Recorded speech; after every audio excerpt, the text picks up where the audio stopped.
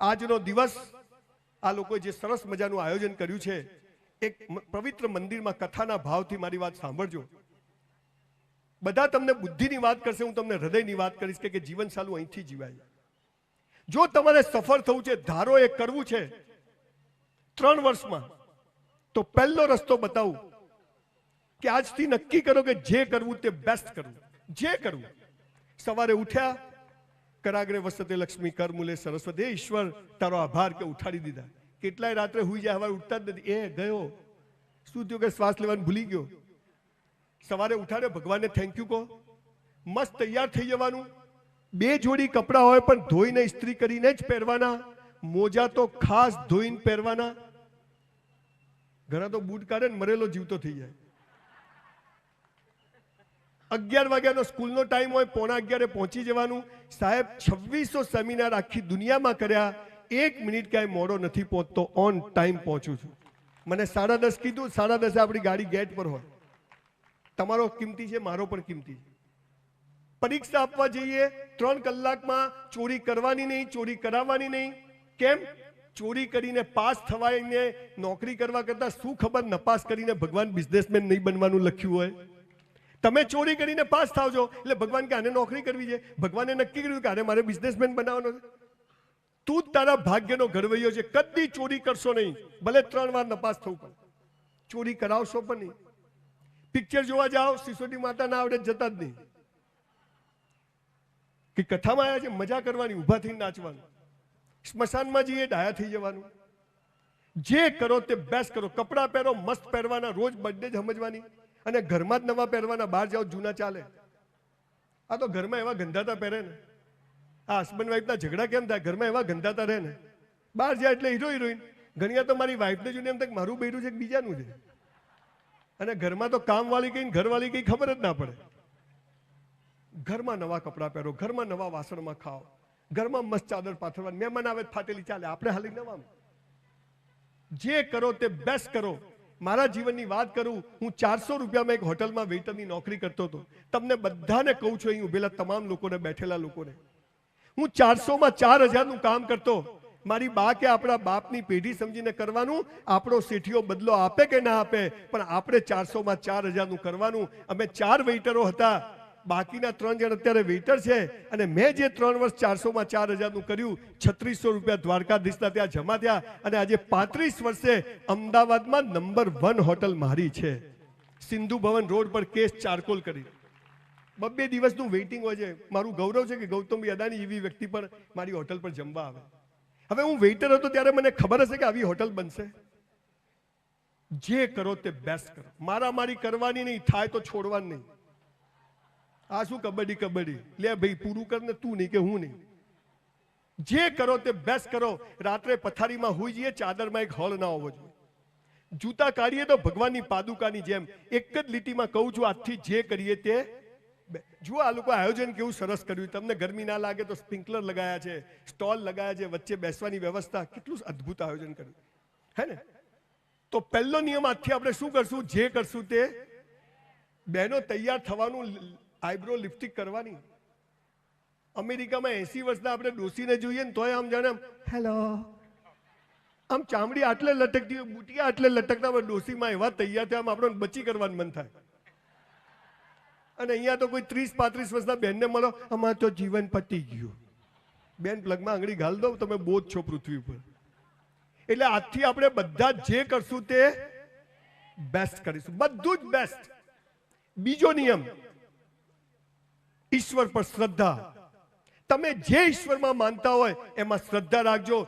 તમે કોને માનો એ મહત્વનું નથી, તમે માનો છો એ મહત્વનું છે. તમે કોની પૂજા કરો એ મહત્વનું નથી, તમે પૂજા કરો છો એ મહત્વનું છે.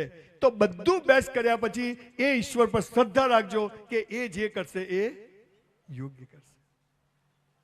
જુઓ ભગવાન કેવો છે, બધા ઉલ્લુ બનાવે તમને. 10 માળનું મોટું બિલ્ડિંગ હોય, એની બધી મોદી સાહેબ કૂદકો મારે, ખાલી ખાલી હો, રાખવાના જ પાછા ખાસો ટાઈમ. તો સોનિયા ગાંધી, કેજરીવાલ, હું, કોઈ દારૂ બધા નીચે જ પડે ને. મોદી સાહેબ આમ ધીમે ધીમે પડે. વડાપ્રધાન છે. ગુરુત્વાકર્ષણ દેખાતું નથી પણ છે બધા માટે. કેવું છે? સરખું. ઓક્સિજન બધા માટે કેવો છે? સરખું. આ હીરોનો લાલ કલરનો હોય, બામણોનો સફેદ કલરનો હોય, મુસલમાનોનો લીલા કલરનો હોય. ઓક્સિજન ઓક્સિજન છે. આ ભગવાન ઈશ્વર એક છે, બધા માટે સરખો છે. એ કોઈને ભેદભાવ કરતો નથી. બેંકમાં 500 રૂપિયા જમા હોય તો 501 રૂપિયા કદી ઉપાડવા મળે નહીં, અને 5000 રૂપિયા હોય ને પાકિસ્તાનથી મેનેજર આવે તોય 5000 ઉપાડવા મળે. તો પહેલા જમા કરાવવું પડે. અને જમા કેવી રીતે થાય? બધું બેસ્ટ કરતા જાઓ એટલે ઈશ્વરના ત્યાં જમા થતું જાય, અને યોગ્ય સમયે ભગવાન તમને એનો બદલો આપે ને આપે. એટલે બીજો નિયમ શું છે? જે કરો તે પહેલો બેસ્ટ, અને બધું બેસ્ટ કર્યા પછી ઈશ્વર પર શ્રદ્ધા. મંદિરમાં જવાનું, ભીખ માંગવા નહીં જવાનું. પેલો ભિખારી મંદિરની બહાર ભીખ માગે, આપણે મંદિરની મૂળ તો બધા જવાનું. એ દ્વારકાધીશ જલસા છે. હે મનુષ્ય જન્મ આપ્યો છે, મસ્ત મા બાપ આપ્યા છે, 2 ટાઈમ ખાવા આલે છે, મજા છે. ત્રીજી વાત, જેને સફળ થવું છે, કોઈને ઝૂકવું નથી, સાલા ઝૂકેગા નહીં એવું જીવવું છે. એનો ત્રીજો નિયમ શું છે ખબર છે સફળતાનો? રોજ મા બાપને પગે લાગો. તમારામાંથી કેટલા લોકો લાગો છો? હાથ ઊંચો કરો. મા બાપને પગે કેટલા લોકો? આટલા લોકો જોડે સેલ્ફી પડાવવાનો.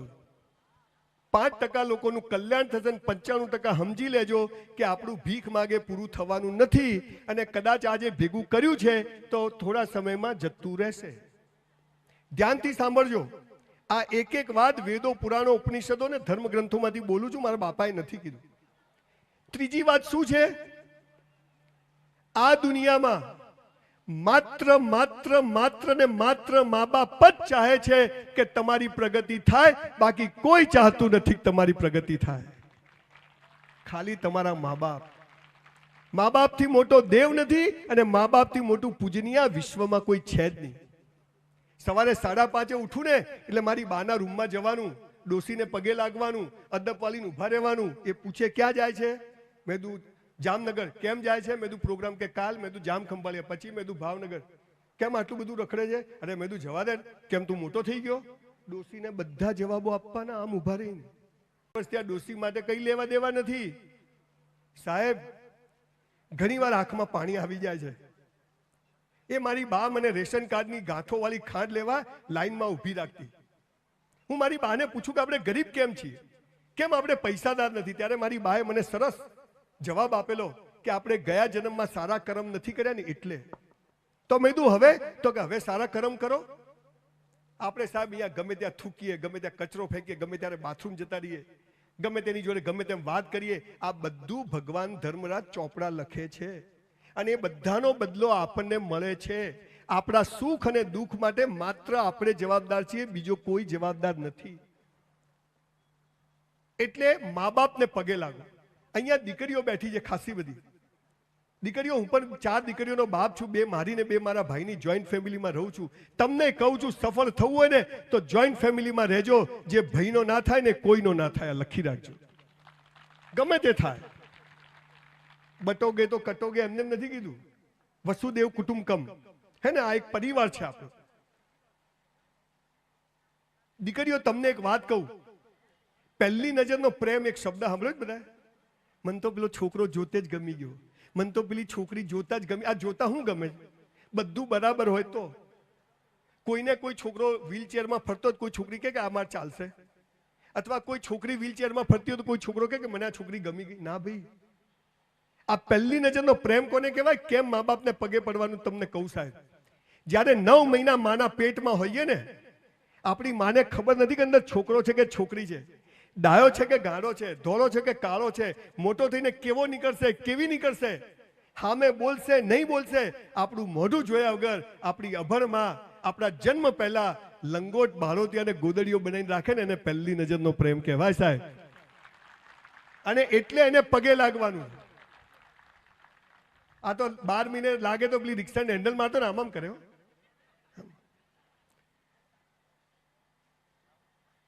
તમે લોકો ચાહો છો કે આ દેવભૂમિ દ્વારકા આ વિસ્તારમાં ફરી કોઈ વાર સ્પેશિયલ મારો એક પ્રોગ્રામ આ લોકો રાખેનું આવું 2 કલાકનું એવું ચાહો છો? તમને પ્રોમિસ આપું છું આયોજકોને કે વર્ષમાં એકવાર ચોક્કસથી આ વિસ્તારમાં આવીશ. મારા ખર્ચે જોખમે આવીશ.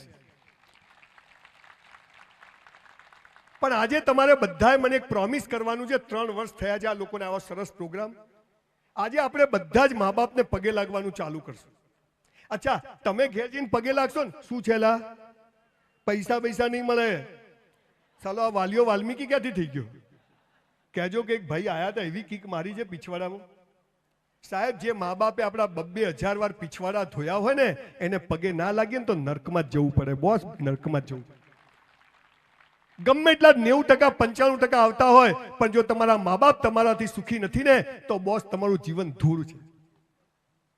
આજે તમે મારી બાને પૂછો, મારો સંજય એટલે સાહેબ દુનિયાના સર્ટિફિકેટ તેલ લેવા જાય, મારી માનું સર્ટિફિકેટ સૌથી આગળ પહોંચે છે બોસ.